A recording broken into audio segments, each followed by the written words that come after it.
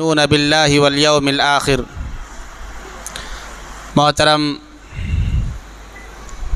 نوجوان بھائیوں، بزرگوں، بچوں اور خواتین اسلام،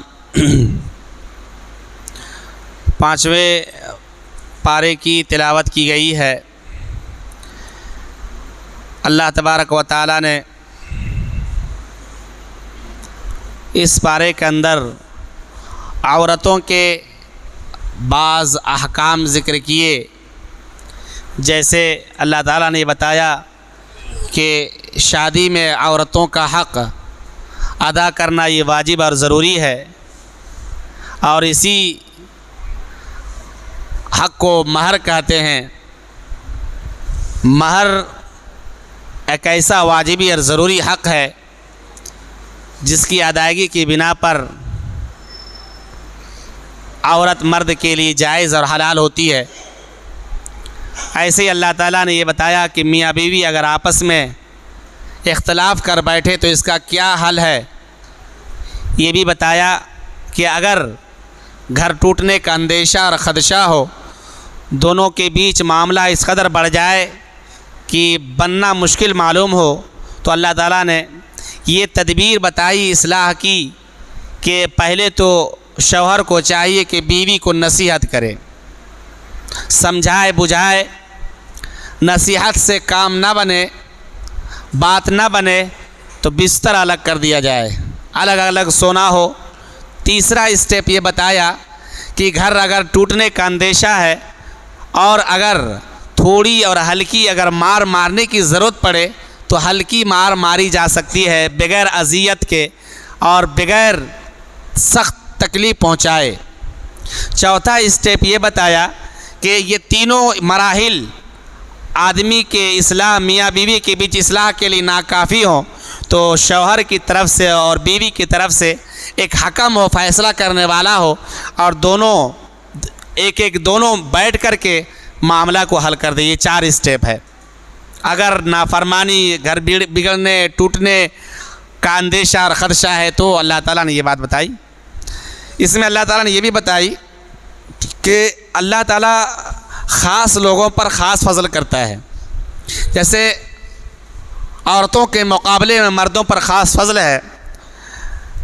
ایک صحابیہ نے اللہ کے نبی صلی اللہ علیہ وسلم کے پاس آ کر کہا کہ اللہ کے نبی صلی اللہ علیہ وسلم، مرد حضرات جنگوں میں جاتے ہیں، قتال کرتے ہیں، دشمنوں سے سینہ سپر ہوتے ہیں، ہم عورتوں کو یہ موقع نہیں دیا گیا ہے۔ تو اللہ تعالیٰ نے فرمایا کہ وَلَا تَتَمَنَّوْا مَا فَضَّلَ اللَّهُ بِهِ بَعْضَكُمْ عَلَى بَعْضٍ۔ دیکھو اللہ تعالیٰ نے تم میں سے جس کو فضیلت دیا ہے، بعض کو فضیلت دیا ہے، اس فضیلت کی تمنا مت کیا کرو۔ تمہارے لیے عبادتیں ہیں، تم جتنی عبادت کرو گے اتنا ثواب پاؤ گے۔ مردوں کے لیے بھی جتنی عبادتیں ہیں اور وہ کرے گا تو وہ ثواب پائے گا۔ ایسے ہی ایک مرتبہ اللہ کے نبی صلی اللہ علیہ وسلم کا ایک مقدمہ آیا کہ غریب صحابہ کرام اللہ کے نبی صلی اللہ علیہ وسلم کے پاس آتے ہیں اور کہتے ہیں کہ اللہ کے نبی صلی اللہ علیہ وسلم، مالدار صحابہ کرام تو نیکی میں آگے بڑھ گئے، وہ اللہ کے راستے میں خرچ کر دیتے ہیں، غریب صحابہ کرام نیکی میں پیچھے ہو جاتے ہیں۔ کہا کہ ذہب اہل الدثور بالاجور، کہ مالدار لوگ سب اجر لے گئے، اور غریب صحابہ کرام نے کہا کہ ہم لوگ پیچھے ہو گئے نیکی میں، اجر میں، اس لیے کہ ہمارے پاس مال نہیں ہے۔ تو صحابہ کرام نے غریب صحابہ کرام کو یہ بتایا، اللہ کے نبی نے غریب اور فقیر صحابہ کرام کو یہ بتایا کہ ایسا کرو کہ سبحان اللہ، الحمدللہ، اللہ اکبر وغیرہ پڑھا کرو، یہ تمہارے لیے صدقہ ہے۔ جب امیر صحابہ کرام کو معلوم ہوا، وہ لوگ بھی پڑھنے لگے یہ سبحان اللہ، الحمدللہ، اللہ اکبر۔ پھر غریب صحابہ کرام آ کے اللہ کے نبی صلی اللہ علیہ وسلم، وہ لوگ بھی پڑھنے لگے ہیں جو نسخہ آپ نے ہم کو بتایا تھا۔ تو کہا کہ سنو، اللہ تعالیٰ جس کو فضل دیا ہے تو یہ اللہ کا فضل ہے، جسے چاہتا نوازتا ہے۔ تو بہرحال تو بعض کو اللہ تعالیٰ نے بعض پر فضیلت دی، بہت ساری اعتبار سے، علم کے اعتبار سے، سوچ سمجھ کے اعتبار سے، جسم کے اعتبار سے، ذہانت کے اعتبار سے، مالداری کے اعتبار سے، اثر رسوخ کے اعتبار سے۔ یہ انسان اللہ تبارک و تعالیٰ نے الگ الگ صلاحیتوں کا حامل انسانوں کو بنایا ہے، اور ان الگ الگ صلاحیتوں سے ایک معاشرہ، ایک سماج، ایک دنیا چل رہی ہے۔ اس پارے کے اندر اللہ تعالیٰ نے ایک چیز کثرت کے ساتھ 6 آیتوں میں تقریباً ذکر فرمایا کہ اللہ اور اس کے رسول کی اطاعت کرو، اللہ اور اس کے رسول کی اطاعت کرو، خلاف ورزی مت کرو۔ ومن يشاقق الرسول من بعد ما تبين له الهدى ويتبع غیر سبیل المؤمنین نولہ ما تولى ونصلہ جہنم، کہ رسول کی مخالفت جان بوجھ کر مت کرو تم لوگ، اور صحابہ کرام کے علاوہ کسی اور ڈگر اور طریقے کو مت اپناؤ۔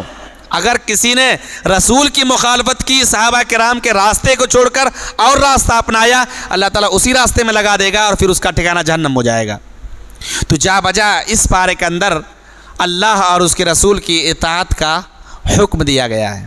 ایک جگہ فرمایا فَلَا وَرَبِّكَ لَا يُؤْمِنُونَ حَتَّى يُحَكِّمُوكَ فِي مَا شَجَرَ بَيْنَهُمْ ثُمَّ لَا يَجِدُوا فِي أَنفُسِهِمْ حَرَجًا مِّمَّا قَضَيْتَ وَيُسَلِّمُوا تَسْلِيمًا، رسول اگر فیصلہ کر دے تمہارے آپسی اختلاف کا، پھر تو تم مانو اور دل میں کسی طرح کی حرج اور شک و شبہ مت پیدا کر رکھو، دل میں کسی طرح کی تنگی اور کجی نہ ہو۔ رسول نے فیصلہ کر دیا، رسول کا فیصلہ آ گیا، سر تسلیم خم کر دو، مان لو ان کی بات کو، اب چون چرا مت کرو، اینچ پیچ مت لگاؤ اس میں۔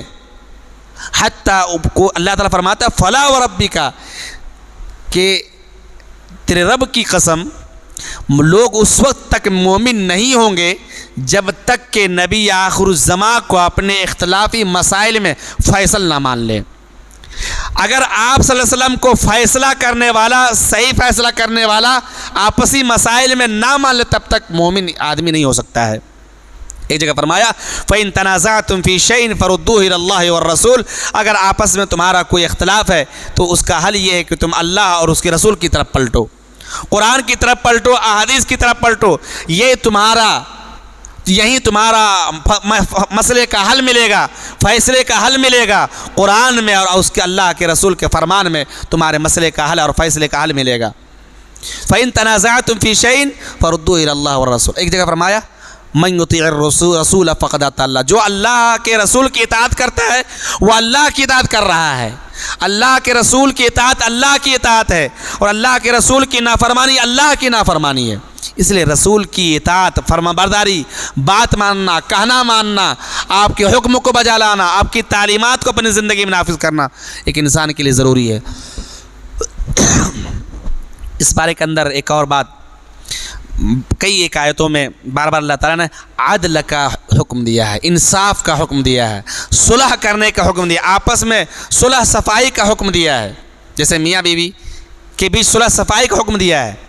اور یہ اسلام کی تعلیم ہے کہ جب بھی دو گروہ یا دو آدمی کے بیچ اختلاف ہو تو تیسری جماعت، تیسرے لوگ دونوں کے بیچ فیصلہ کر دے، اور دونوں جماعت کو چاہیے، دونوں لوگوں کو چاہیے کہ اپنے سے بڑے اثر و رسوخ والے، فیصلہ کرنے والے حکیم اور قاضی کے فیصلے کو تسلیم کرے۔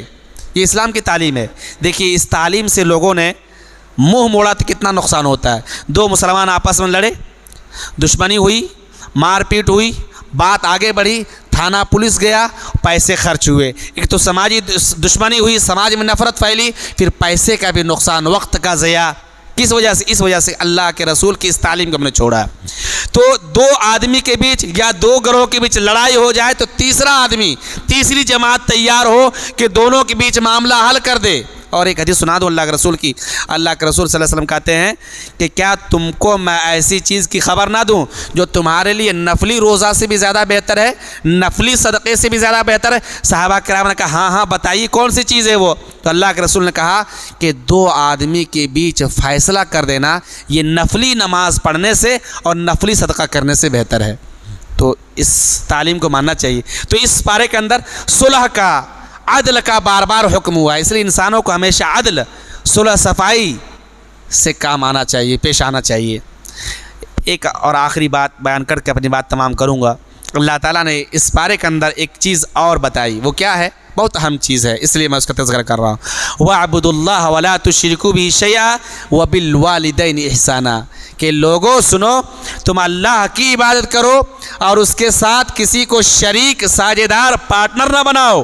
اللہ کا کوئی شریک اور پارٹنر نہیں ہے، ساجدار نہیں ہے اس کائنات کو چلانے میں۔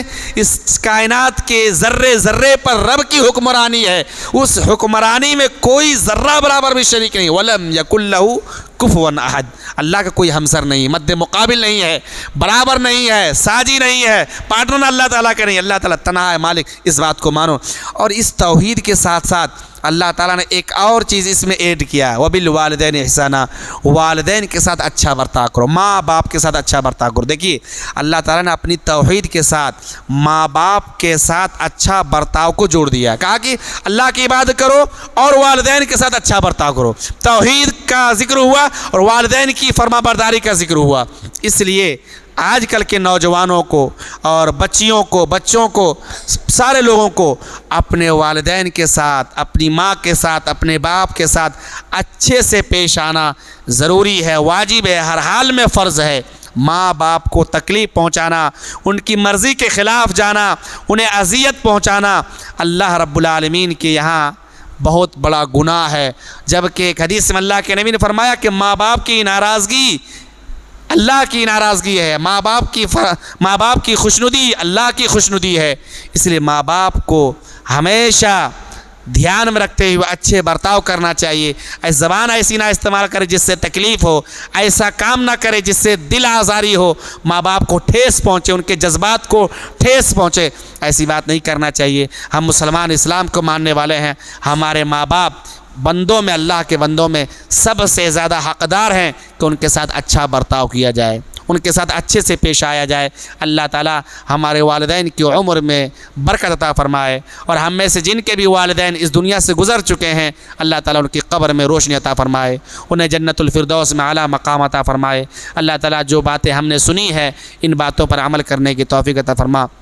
रमज़ान मुबारक की मुबारक घड़ियाँ चल रही हैं, अल्लाह ताला इन मुबारक सातों में हमारी दुआओं को कबूल फरमा, हमारी टूटी फूटी इबादतों को कबूल फरमा, हमारी तरावीह को कबूल फरमा, क़ियामुल लैल को कबूल फरमा, हमारे रोज़ों को कबूल फरमा।